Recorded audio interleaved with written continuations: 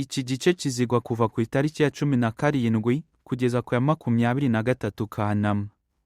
Uko twakomeza kuba inshuti n'abavandimwe na bashiki bacu. Umurongo iki gice gishingiyeho ugira uti: buri gihe mujye mugaragaza impuhwe zuje urukundo, kugwa neza, kwicisha bugufi, kwitonda no kwihangana. Abakolosayi igice cya 3 umurongo wa 12. Indirimbo ya 90. Tujye duterana inkunga. Iki gice kibandaho. Muri iki gice turareba icyo twakora mu gihe habaye ibintu bishobora gutuma tudakomeza kuba inshuti n'abavandimwe n'abashiki bacu bo mu itorero. Ntinya umusore udakijijwe ukennye noneho kuruta uko ntinya umujura. Ampayi uti Umusore udakijijwe ukennye noneho wari very dangerous kuruta umujura ubizwi. kubera iki Claude? Irene, Gukena umuntu- ntunakizwe nicyo kibi kuruta ibindi. umuntu reka mpere ku muntu udakijijwe. Mm. Erega uwo muntu nta kintu na kimwe kiba kimuyobora. Abashobora nta kintu na kimwe atinya. Ni nka Satani. Do you think Satan is your mate? Do you think Satan understands Ikinyarwanda? No. Satani nta mikino. N'uwo muntu rero niko aba ari imbata ya Satani. Ibishobora kumukoresha ikintu icyo ari cyo cyose. So noneho uwo muntu udafite ikintu na kimwe ati ntazi icyaha icyo ari cyo, nta bumuntu. Uri kumva? Nose watungurwa nuko Satani aguhemukiye? No, you can't. So umuntu rero nawe aba ari imbata ya Satani, umuntu udakijijwe. Noneho iyakennye, oh my God, iyakennye, amen. Komenti zose uzabona mbi ku kiganiro runaka, nk'ubu tumaze isaha yose twandika negative comment uri bubone, akavuga ati nk'ubwo mamuvuze iki, ubwo busarirata yisize nabi. Iyo comment nta nubwo, darling, you are wasting your time, kubera ko I don't care. Ndabizi neza ikintu kikuyobora. Nimbata ya Satani y'inyene. No, iyo ukennye, umuntu ukennye Irene aba afite umutima mubi. Uzarebe nk'umuntu w'umukire ashobora kuba adakijijwe, it's alright, ariko umuntu ufite amafaranga afite ukundi kuntu ababonamo ubuzima. Afite ukundi kuntu imishiha, umutima mubi, urwango, you know, bifite ukuntu bitari big. Nawe simvuze ko ari we mwiza, no, don't go for him niba adakijijwe, no. Ahubwo icyo ndi kuvuga noneho, umuntu ukennye udakijijwe aba afite umutima mubi, aba afite umushiha, ikintu cyose akibona muri negative way, you know. Mukobwa uzatinya umusore ukennye utazi Imana, ukennye udakijijwe. No, that's a big no sis. Take it from me, please don't go there. No. None se wamenye ukurute? Nyuma ya Jenoside nagiye kuba kwa masenge, kandi we n'umuryango we bari abahamya ba Yehova. Ubwo rero nahise ntangira kwigana Bibiliya nabo. Icyo gihe nize igitabo Ushobora. Muri icyo gitabo hari harimo ifoto y'umupadiri uhumugisha abantu bari bari mu rusengero, yarangiza akajya guhumugisha itsinda ry'abasirikare bagiye ku rugamba. Icyakora nabonye ko abahamya ba Yehova bo bakundana kandi bakagaragaza ubutwari, ku buryo baba biteguye no gushyira ubuzima bwabo mu kaga kugira ngo bafashe bagenzi babo. Yo, birashishikaje rwose. Paragrafu ya mbere, ikibazo. Nihe twabona inshuti nyanshuti? Turi mu buzima buruhishye. Dukeneye inshuti. Yehova nawe azi ko dukeneye inshuti. Ese wemera ko aya magambo atangira indirimbo ifite umutwe uvuga ngo inshuti nyanshuti iri mu ndirimbo zisanzwe ari ukuri? Dufite imigisha y'uko dushobora kubona inshuti nyanshuti mu bagaragu ba Yehova. Turi mu muryango w'abantu basenga Yehova kandi bakundana. Paragrafu ya kabiri, ikibazo. Ni ubuhe bucuti tuba twifuza kugirana n'abavandimwe na bashiki bacu? Ubucuti twifuza kugirana n'abavandimwe na bashiki bacu si bwa bundi budafashije, ahubwo twifuza kugirana nabo ubucuti bukomeye kandi tukababera indahemuka. Turi mu muryango w'abagaragu ba Yehova bamukunda kandi bagakunda Yesu. Urwo rukundo nirwo rutuma twunga ubumwe. Icyakora urukundo dukunda abakristo bagenzi bacu ntirupfa kwizana. Tugomba guhatana kugira ngo dukomeze kuba inshuti nyanshuti. Kubera ko twese tudatunganye, hari igihe duhura n'ibibazo bigatuma gukomeza kuba inshuti bitugora. Paragrafu ya gatatu, ikibazo. Kuki gukomeza kuba inshuti n'abavandimwe n'abashiki bacu bishobora kutugora? Tuvugishije ukuri, hari abantu dushobora kuba inshuti cyane kurusha abandi. Kubera iki? ni ukora ko dushobora kuba dukunda ibintu bimwe cyangwa hari ibintu twumva kimwe cyangwa se dukora kimwe. Icyakora birashoboka ko mu itorero haba harimo abandi bavandimwe na bashiki bacu twumva gukomeza kuba inshuti nabo bigoye. Hari igihe dushobora kuba tutumvikana, kandi ibyo bishobora gutuma tudakomeza kuba inshuti. Ibyo bishobora guterwa nuko tutabona ibintu kimwe cyangwa ngo tubikore kimwe, ku buryo niyo turi kumwe nabo tuba twumva tutishimye. Ikindi kandi, hari igihe abakristo bagenzi bacu baba bafite uburwayi busanzwe cyangwa ubwo mu byiyumvo, bigatuma gukomeza kuba inshuti nabo bitoroha. Muri iki gice, tugiye kureba ukuntu kwigana urugero rwa Yesu bishobora kudufasha gukomeza kuba inshuti mu gihe havutse ibibazo. Ariko reka tubanze dusuzume ukuntu kugaragaza imico ya gikristo bishobora kudufasha gukomeza kuba inshuti n'abavandimwe na bashiki bacu. Imico ya gikristo idufasha gukomeza kuba inshuti. Paragarafu ya 4 ikibazo. Twakora iki ngo turusheho kuba inshuti n'abavandimwe na bashiki bacu? Kugira ngo ubucuti dufitanye n'abakristo bagenzi bacu burusheho gukomera, twagombye kwibanda ku mico yabo myiza. Kimwe mu byadufasha gukomeza kwibuka imico yabo myiza ni ukumarana nabo igihe. Intumwa Pawulo yifuzaga kuba ari kumwe n'abavandimwe na bashiki bacu. Yandikiye Abatesalonika ati, twakoze uko dushoboye kugira ngo tubonane. Abavandimwe na bashiki bacu benshi bumva ko uburyo bwiza kurusha ubundi bwatuma bakomeza kuba inshuti ari ukumarana igihe bari kumwe kandi baganira. Tugira ibintu byinshi biduhuza, urugero nko kujya mu murimo wo kubwiriza, mu materaniro no mu makoraniro. Icyakora kumarana igihe n'umuntu ntibisobanura ko tutazagirana nawe ikibazo cyangwa ngo icyo dufitanye gihite gikemuka. Paragarafu ya 5 ikibazo. Niki cyadufasha gukomeza kubera abandi inshuti? Tanga urugero. Mu gihe havutse ikibazo, imico ya gikristo ishobora kudufasha tugakomeza kuba inshuti. Mu Bakolosayi igice cya 3 umurongo wa 12 hagira hati, Nuko rero, mwebwe abatoranyijwe n'Imana, bera kandi bakundwa, buri gihe mujye mugaragaza impuhwe zuje urukundo, kugwa neza, kwicisha bugufi, kwitonda no kwihangana. Kwitoza kugaragaza umuco wo kwicisha bugufi, kwihangana, kugwa neza n'impuhwe bishobora kudufasha tugakemura ibibazo byatuma tudakomeza kuba inshuti. Urugero, nk'uko amavuta atuma moteri y'imodoka ikomeza gukora neza, imico ya gikristo nayo izadufasha dukomeze kubana neza. Reka noneho turebe ibibazo 3 bishobora kuvuka bikabangamira ubucuti dufitanye n'abavandimwe na bashiki bacu. Kuri buri kibazo, turareba uko kwigana imico ya Yesu, urugero nko kwicisha bugufi, kwihangana, kugwa neza n'impuhwe bishobora kudufasha gukomeza kubera abandi inshuti nyakuri. Mu gihe hari ibyo mutumvikanaho. Paragarafu ya 6 ikibazo. Ni mu buhe buryo kutumvikana bishobora gutuma abantu badakomeza kuba inshuti? Kuki ari ikibazo?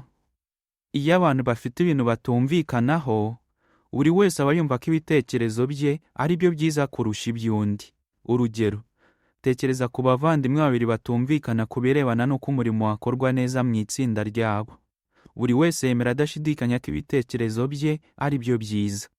Ese uri kubona ukuntu icyo kibazo cyo kutumvikana bagiranye gishobora kugenda gikura kandi kigatuma badakomeza kuba inshuti? Buri wese ashobora gutsimbarara ku bitekerezo bye yumva ko ari we ufite ukuri, bigatuma badakomeza kuba inshuti. Baramutse bataganiriye neza kuri icyo kibazo kandi ngo bagikemure, buri wese ashobora kurakarira undi. Uko igihe kigenda gihita, buri wese ashobora kugenda yitarura undi, bikarangira batakiri inshuti, kandi byose bitewe n'ikibazo gito cyavutse.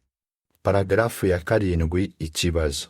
Ni iki Yesu yakoze ngo yigisha abigishwa be ko bagombaga kwicisha bugufi kugira ngo bakemure ibibazo batumvikanagaho? Jya wigana umuco wa Yesu wo kwicisha bugufi. Yigishije abigishwa umuco w'ingenzi cyane wari kubafasha gukemura ibibazo batumvikanaho. Uwo muco ni ukwicisha bugufi. Abigishwa be bari bamaze igihe bajya impaka bashaka kumenya uwari ukomeye muri bo. Kugira ngo Yesu abafashe kwikuramo iyo mitekerereze yari yarabacengeyemo, yabasobanuriye ko bagombaga kumva ko abandi babaruta. Mu by'ukuri, yarimo abigisha icyo bari gukora ngo bagaragaze umuco wo kwicisha bugufi. ndetse no mu ijoro rya nyuma mbere y'uko apfa yabahaye urugero rwo kwicisha bugufi ubwo yabozaga ibirenge. Ubusanzwe uwo ukaba wari umurimo wakorwaga n'umugaragu. Icyo gikorwa yakoze cyaberetse icyo bagombaga gukora kugira ngo bakomeze kuba inshuti. Kubona ko abandi babaruta byari gutuma kwemera ibitekerezo by'abandi birushaho kuborohera. Nanone byari kubafasha gukomeza kuba inshuti no mu gihe hari ibintu bari kuba batumvikanaho. Paragarafu ya 8 ikibazo. Kwicisha bugufi byagufasha bite gukomeza kuba inshuti n'umukristo mugenzi wawe mu gihe hari ibyo mutumvikanaho? Icyo wakora ngo mukomeze kuba inshuti. Kwicisha bugufi bishobora kugufasha kwirengagiza utuntu duto duto uba utumvikanaho n'abandi no kubababarira ubivanye ku mutima.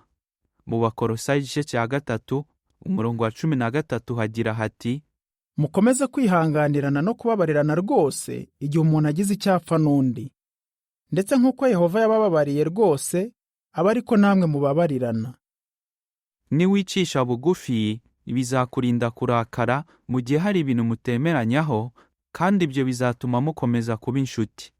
Nubwo mwabwiranye amagambo mabi, jya wibuka ko twese tujya tuvuga ibintu inyuma tukabyicuza. Jya wibaza uti, ese kuba numva ko ari njye ufite ukuri nibyo bifite agaciro kenshi kurusha ubucuti dufitanye? Uhanareba niba utakwemera ibitekerezo bye. Ushobora kugira amahoro yo mu mutima uramutse utongeye kugaruka kuri icyo kibazo. Ibisobanuro by'amafoto bigira biti: umuvandimwe ugeze mu zabukuru wigana ukuntu Yesu yicishaga bugufi. Ifoto ya mbere igaragaza Yesu ari koza ibirenge by'intumwa ze. Ifoto ya kabiri igaragaza umuvandimwe ugeze mu zabukuru uri gutega amatwi ari kubona ashidikanya, mu gihe undi muvandimwe ukiri muto arimo kumwereka ikarita y'ifasi y'itorero ryabo. Ifoto ya gatatu igaragaza abo bavandimwe bombi bishimiye kujyana kubwiriza. Amagambo ari kumwe n'amafoto agira ati: kwicisha bugufi bishobora kugufasha kwirengagiza utuntu duto duto tutumvikanaho n'abandi no kubababarira ubikuye ku mutima. Ibisobanuro birarangiye. Paragarafu ya 9 ikibazo. Kwicisha bugufi byagufasha bite mu gihe ikibazo wagiranye n'umuntu kidahise gikemuka? Nanone kwicisha bugufi bishobora kugufasha mu gihe ikibazo mutumvikanaho kidahise gikemuka. Ntukajye impaka ushaka kugaragaza ko igitekerezo cyawe ari cyo cy'ukuri. Mu Migani igice cya 17 umurongo wa 9 hagira hati: ubabarira abandi ibyaha bashaka urukundo, ariko ukomeza kubivuga hose atandukanye inshuti magara. Byaba byiza ukomeje kwibuka ko intego ufite ari uko mwakomeza kuba inshuti. Abavandimwe n'abashiki bacu benshi bashoboye kuyigeraho igihe baganiraga mu bugwaneza n'uwo babaga bafitanye ikibazo bagamije kugikemura. Ushobora kumubwira uti: ese ko nifuza ko dukomeza kuba inshuti, nta kuntu twaganira ku kibazo dufitanye? Uzabe witeguye kwemera uruhare wagize muri icyo kibazo, uwemere ko wamubabaje kandi usaba imbabazi. Nanone niba umuvandimwe cyangwa mushiki wacu agusabye imbabazi, ujye wicisha bugufi umubabarire. Jya wibuka ko intego yawe atari iyo kugaragaza uri mu kuri n'uri mu makosa, ahubwo niyo gukemura ikibazo mwagiranye maze mugakomeza kuba inshuti, mu gihe mutabona ibintu kimwe cyangwa ngo mubikore kimwe. Paragarafu ya 10 ikibazo. Ni iki gishobora gutuma gukomeza kuba inshuti bitoroha? Kuki ari ikibazo? Dushobora kubona ko gukomeza kuba inshuti n'abavandimwe n'abashiki bacu bigoye mu gihe tutabona ibintu kimwe cyangwa ngo tubikore kimwe.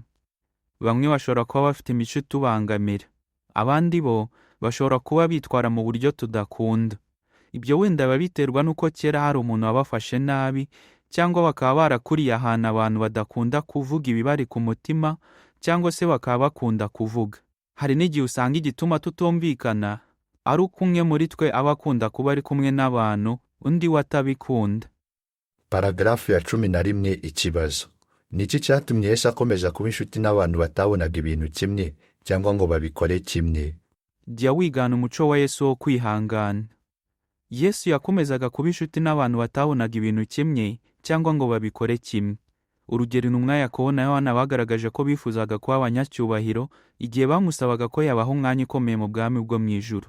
Icyakora Yesu we yari yaricishije bugufi, yemera kureka umwanya w'icyubahiro n'inshingano yari afite mu ijuru maze aza ku isi. Tekereza ukuntu bari batandukanye na Yesu cyane. Icyakora yakomeje kwihanganira Yakobo na Yohana ndetse n'abandi. Paragarafu ya 12 ikibazo. Niki cyafashije Yesu kwihanganira inshuti ze? Yesu yashyiraga mu gaciro ku birebana n'ibyo yabaga yiteze ku nshuti ze. Yari azi ko kuba Yakobo na Yohana baramusabye imyanya y'icyubahiro byagaragazaga ko abandi bigishwa be nabo bahoraga bahangayikishijwe n'icyatuma baba abanyacyubahiro. Yesu nawe yari yarakuriye mu idini rimwe nabo. Abayobozi b'iryo dini bashishikarizaga abantu kuba abanyacyubahiro no kugira imyanya ikomeye. Ubwo rero yashoboraga kwiyumvisha imitekerereze yabo. Icyakora yarabihanganiye, abaha igihe gihagije cyo kwikuramo ubwibone n'imitekerereze yo kuba abanyacyubahiro bari baratojwe mu gihe cy'imyaka myinshi. Paragarafu ya 13 ikibazo. Kwihangana bizadufasha bite gukomeza kuba inshuti? Icyo wakora ngo mukomeze kuba inshuti: jya ukomeza kwitoza umuco wo kwihangana, ukora ibishoboka byose ngo wihanganire imyitwarire y'abandi itagushimisha. Twese tugira ibintu byihariye bituranga, kandi byinshi muri byo ntibiba ari bibi, ahubwo niko tuba duteye. Ubwo rero turishima cyane iyo abandi batwihanganiye. Mu Befeso igice cya 4 umurongo wa 2 hagira hati: mujye mwiyoroshya rwose, mwitonde, mwihangane, kandi mujye mwihanganira abandi mubigiranye urukundo. Ni iby'ingenzi ko natwe dushyira mu gaciro tukihanganira imico y'abandi. Urugero, tekereza ukuntu bigora umuntu ugira isoni kumara igihe ari kumwe n'abandi kandi aganira nabo. Icyakora nanone tuba tugomba kwihanganira umuntu ushaka guhora ari kumwe n'abandi kandi avuga amagambo menshi. Ntitwakwitega ko tuzaba inshuti magara na buri muntu wese, ariko tujye tuzirikana ko n'abakristo batabona ibintu kimwe cyangwa ngo babikore kimwe, baba bashobora kubana neza. Paragarafu ya 14 ikibazo. Kwihangana bizatuma twibanda ku ki? Kwihangana bizatuma twibanda ku mico myiza y'abavandimwe na bashiki bacu. Iyo tubikoze, ibintu dutandukanye ntibipfa kutubuza kuba inshuti. Urugero, Yakobo na Yohana bashatse imyanya y'icyubahiro babitewe n'ubwikunde. Icyakora iyo myitwarire yabo yagaragaje ko bemeraga ko ubwami bw'Imana buriho koko. Yesu yabonye ko bari bafite kwizera kandi arabibashimira. Nitwitoza kubona ibyiza mu nshuti zacu, tuzaba turi kwigana Yesu na Papa we Yehova. Paragarafu ya 15 ikibazo.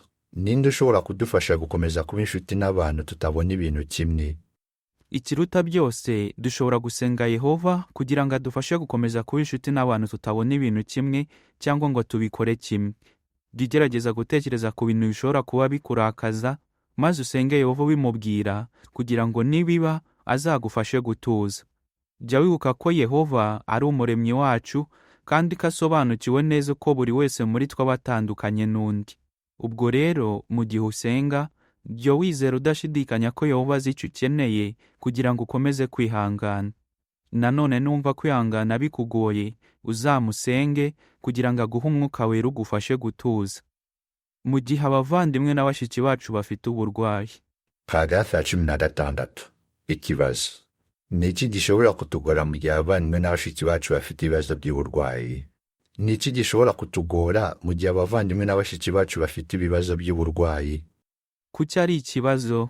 Mu gihe abavandimwe na bashiki bacu barwaye cyangwa bahangayitse cyane, bashobora kuvuga cyangwa gukora ibintu maze kubyihanganira bikatugora. Urugero, bashobora kwitarura abandi, bakarakazwa n'ubusa, cyangwa bakitwara mu buryo tutatekerezaga. Bashobora no kuvuga cyangwa bagakora ibintu bikatubabaza. Abavandimwe na bashiki bacu bashobora kuba bahanganye n'ibibazo twe tutazi. Ubwo rero dushobora kubitegaho gukora ibintu kandi bo batabishoboye. Paragarafu ya 17 ikibazo. Uko Yesu yitaye ku mugabo wari ufite ubumuga bwo kutabona witwaga Barutimayo bitwigisha iki? Jya wigana umuco wa Yesu wo kugira neza n'uwo kugira impuhwe. Yesu yagiriraga ineza n'impuhwe ababaga bababaye n'iyo yabaga ahuye nabo bwa mbere. Urugero, tekereza ukuntu yitaye ku mugabo wari ufite ubumuga bwo kutabona witwaga Barutimayo. Igihe yumvaga ko Yesu yari anyuze hafi ye, yarasakuje cyane kugira ngo Yesu amubone. Hari abantu bagerageje kubwira Barutimayo ngo aceceke, ariko kubera ko yifuzaga cyane ko Yesu amukiza yarushijeho gusakuza. Ese ukuntu yitwaye byaba byarabangamiye bamwe mu bari aho? Birashoboka. Icyakora Yesu yamugiriye impuhwe, bikaba bisobanura ko yumvise ababajwe cyane n'uko Barutimayo yari ameze, yifuza kumufasha. Yesu yavugishije Barutimayo mu bugwaneza, amushimira ko yari afite ukwizera, maze amukiza mu buryo bw'igitangaza, yongera kureba. Paragarafu ya 18 ikibazo. Wakora iki ngo wite ku nshuti zawe zifite uburwayi? Icyo wakora ngo mukomeze kuba inshuti. Jigira neza kandi ugaragaza impuhwe. Iyo mico myiza izagufasha guhumuriza abavandimwe n'abashyitsi bacu bafite uburwayi busanzwe cyangwa ubwo mu byiyumvo. Ni ibaruwa ya mbere yandikiwe Abatesalonike igice cya 5 umurongo wa 14 hagira hati: nanone kandi bavandimwe turabasaba ngo mujye mugira inama abatumvira, muhumurize abihebye, mushyigikira abadakomeye, mwihanganire bose. Jya wibuka ko inshuti nyakuri iba yiteguye gufasha abandi, cyane cyane mu gihe cy'amakuba. Imigani igice cya 17 umurongo wa 17. Inshuti nk'iyo ntigaragariza abababaye impuhwe gusa, ahubwo nanone irabahumuriza, ikababwira amagambo yo kubatera inkunga, kandi ikagira icyo ikora kugira ngo ibahe ubufasha bakeneye. Paragarafu ya 19 ikibazo. Twagaragariza dute abandi ineza n'impuhwe? Ni ibihe bintu bimwe na bimwe twakora ngo tugaragarize abandi neza n'impuhwe? Birumvikana ko ntacyo wakora ngo uvaneho burundu uburwayi bw'umukristo mugenzi wawe. Icyakora ushobora gukora ibishoboka byose ukishyira mu mwanya we. Jya umutega amatwi witonze igihe akubwira ikibazo afite. Niba ubona bikwiriye, jya ugerageza kumubwira amagambo yo kumuhumuriza. Jya uba maso kugira ngo utibwira ko uzi ibintu byose ku birebana n'ikibazo afite kandi ntabyo uzi. Jya ukora uko ushoboye umwihanganire kandi ntumwitegeho ibintu birenze ubushobozi bwe. Ibisobanuro by'amafoto bigira biti: mushiki wacu urimo guhumuriza mugenzi we. Ifoto ya mbere igaragaza ateze amatwi yitonze, mu gihe undi mushiki wacu ari kumubwira arira ibimuri ku mutima. Ifoto ya kabiri igaragaza nyuma yaho wa mushiki wacu azaniye iyo nshuti y'utuntu two kurya. Amagambo ari kumwe n'amafoto agira ati: inshuti nyakuri zigaragarizanya ineza n'impuhwe kugira ngo zihumurizanye. Ibisobanuro by'amafoto birarangiye. Paragarafu ya 20 ikibazo. Wifuza kubera abandi inshuti imeze ite? Twese duha agaciro ubucuti tugirana n'abavandimwe n'abashyitsi bacu. Ariko byaba byiza twibutse ko kubera ko tudatunganye, hari igihe dukora ibintu tutifuzaga. Abenshi muri twe ibyatubayeho biba byaratugizeho ingaruka. Niyo mpamvu dushimira by'umwihariko abavandimwe n'abashyitsi bacu, ubagaragaza umuco wo kwicisha bugufi, kwihangana, kugira neza n'impuhwe kugira ngo bakomeze kuba inshuti n'abakristo bagenzi babo. Nimureke dukora ibishoboka byose, twitoze kugaragariza abandi iyo mico. Wakora iki ngo ukomeze kuba inshuti y'umukristo mugenzi wawe? Mu gihe hari ibintu mutumvikanaho, mu gihe mutabona ibintu kimwe cyangwa ngo mubikore kimwe, mu gihe afite uburwayi. Indirimbo y'124. Turi indahemuka. Igice kirarangiye. Nta nubwo ari igihe amufungishije. Abandi baramufasha bamufunga bamushinja ngo yajyaga kuri bariyeri. Noneho bigira igihe cyo kwirega no kwemera icyaha, baraza barabafungura. Bamufunguye rero, giye kubera numvaga rwose nubwo yangiriye nabi, ariko yarabanje kumpisha, nabonaga yarabizi ibyuya ampisha. Ndavuga nti uyu muntu reka mureke, nansaba imbabazi genda zimuha. Nimbona umutima w'umukomanga kumva ko yampemukiye akaza akansaba imbabazi, ndazimuha kubera uko yabanje rwose, nkurikije uko yabanje kunyirukaho. None hafunguwe, araza baho muri sosiyete, nkabona rwose nta n'ikintu abirebaho, gacaciraba nkabona ntabibona, mbese nabonaga ari nk'ibintu, ahubwo akajya angaragariza nkaho nyine ari umuntu wangiriye neza, ibindi ukabona ntabwo bimufasheho. Nyuma uko mubona naje kumva mu mutima sinzi ukuntu bizamuka, ndamureka. Mureze rero yahise ahunga. gacaca imutumiye yahise ahunga ntabwo yitabye twaruburanye adahari. Bamukatiye adahari. Bamukatiye iki? Bamuhakiye igihano? Bamukatiye 30. Yaragiye ajyana n'abana be n'umuryango? Umuryango urahari. Umuryango urahari n'ubu tubanye amahoro, ndetse n'umugore niwe wabaye umutangabuhamya wabyo. Uko abizi neza ko umugabo we yagukoreye iyicarubozo rishingiye ku gitsina. Niwe yabaye umutangabuhamya, yaraje abivuga uko yabibonye. Muri ibyo byose yagukoreye nta mwana wavutsemo? Ntawe. Nta n'uwavuyemo? Ntawe. Nta nda yavuyemo.